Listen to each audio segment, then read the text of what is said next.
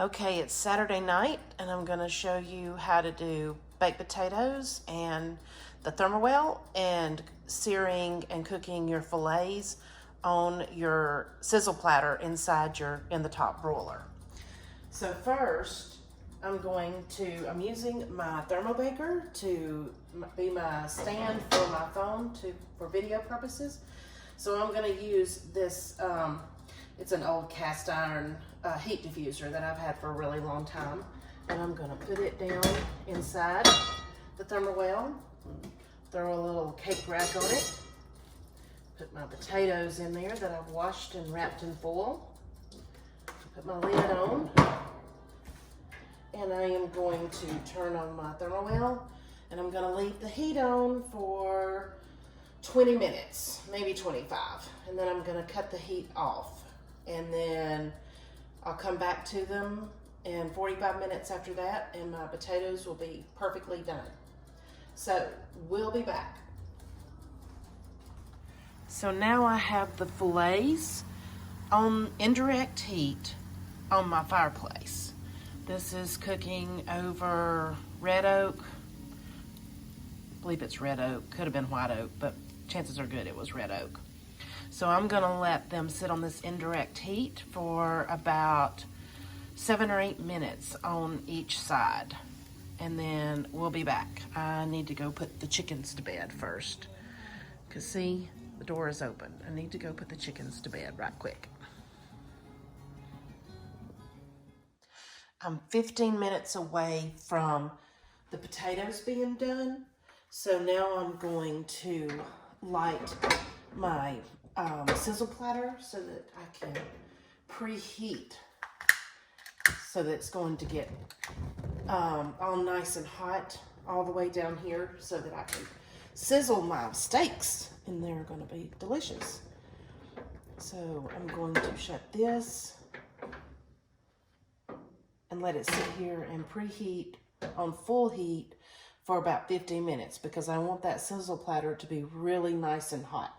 I have lifted up the broiler plate as close as I can to the griddle, so it's as close to the burner as I can get it.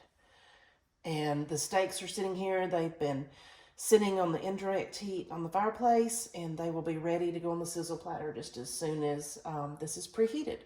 So I'll be back with more. And I'm back. So the sizzle platter should be thoroughly heated. I have some of these Nordic ware plates I found at a thrift store. I use them to heat up leftovers on the sizzle platter under the broiler all the time. But I put them down on the griddle while I was preheating it to kind of get these nice and warm.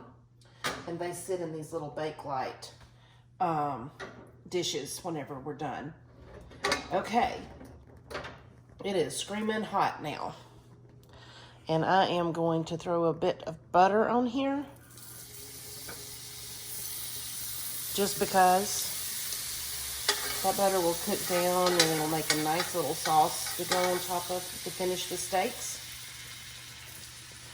And here goes 1. Hear that nice sizzle? And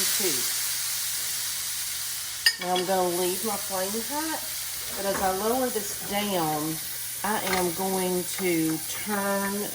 to lower the platter some so that it is about 1 inch below the flame because I want a nice sear on it.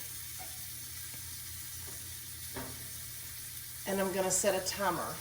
Alexa, set a timer for 3 minutes. Set a timer, 3 minutes. And we'll be back.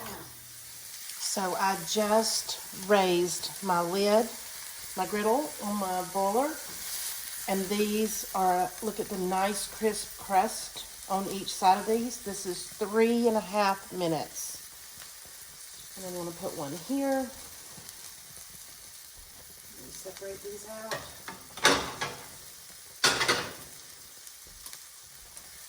These will be a perfect medium rare inside.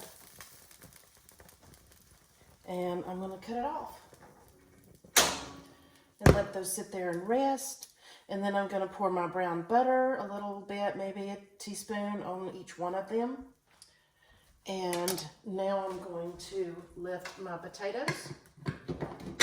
out of the thermal well, and they will be done perfectly because it's a thermal well, so it has to be done perfectly. And they are perfectly soft, see, nice squishy. 20 minutes on gas, 45 in the thermal well with the gas off.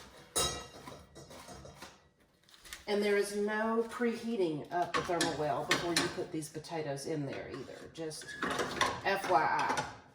And also FYI, the in the top broiler is smokeless, so you're not putting any smoke out into your house.